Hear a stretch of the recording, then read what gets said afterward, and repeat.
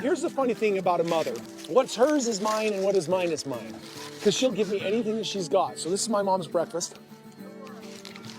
I have been noticing an uncomfy pattern while rewatching Sister Wives from the beginning, and I doubt that this will be the only time I notice these parallels. There is this constant theme throughout this series that all the wives, well, really it's just the OG3, of having to overcome their jealousy, but they're simultaneously championing this lifestyle, raving about all the benefits. It gets a little confusing.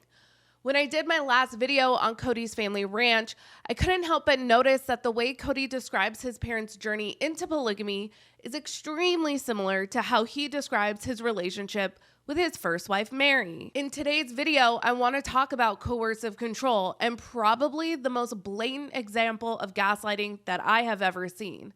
Let's get into today's video.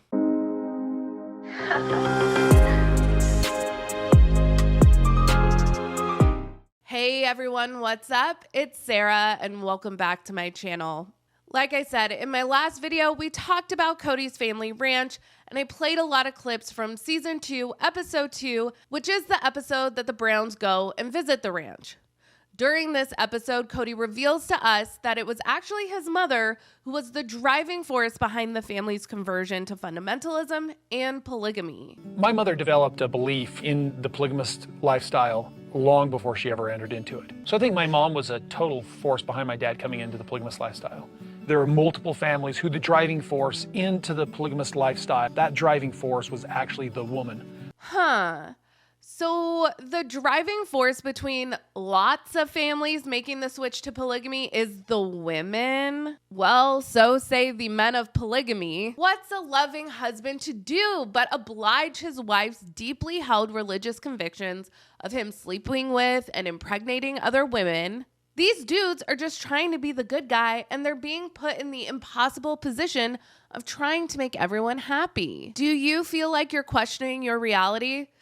Yeah, that's because all of this is gaslighting, manipulation, and coercive control. The apple doesn't fall far from the tree with Kody because, hey, look, history repeats itself. Mary's been a real blessing because she was a force in actually wanting us to be in the principle of plural marriage. Yeah, you have to know that Janelle and I might have never married Kody, and we wouldn't have married him on our own. It took Mary pulling some strings. Mary's the bait.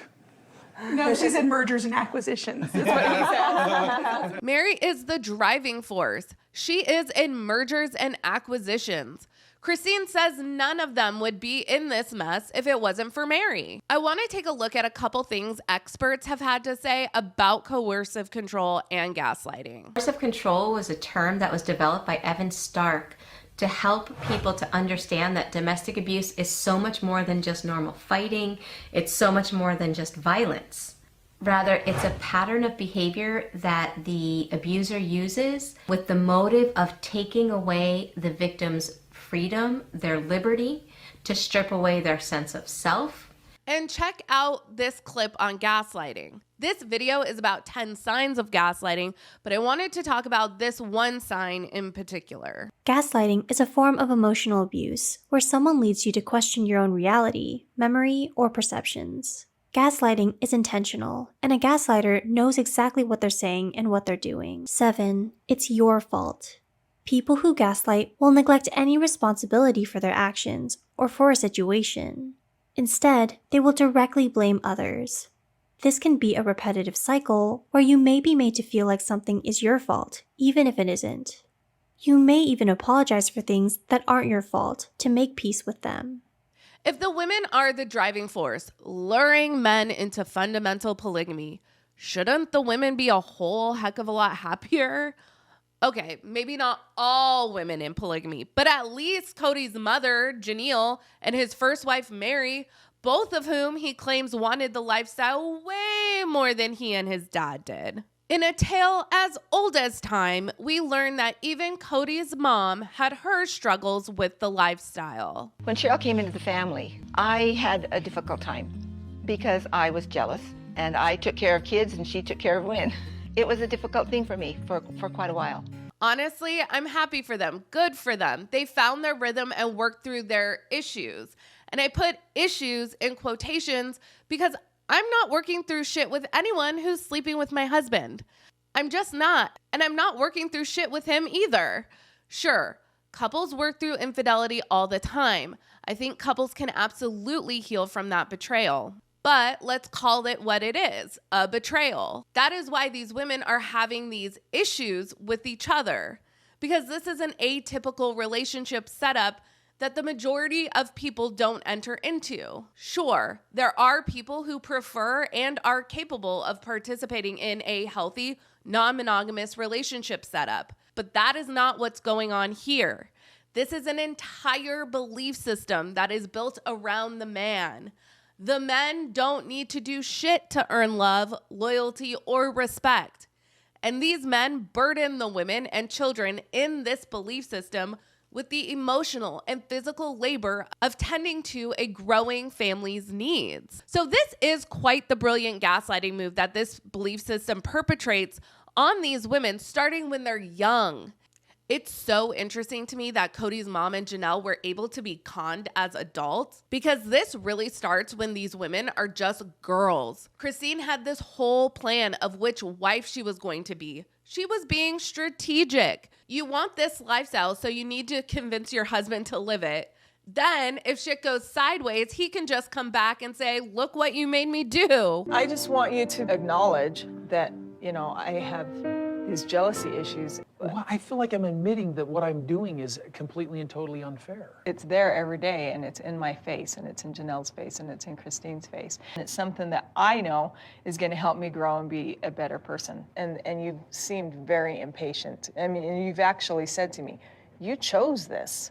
Unfortunately, at the same time, I still have those emotions and I still have those feelings. I'm getting gung-ho, I'm going, you're rooting for me and everything like that.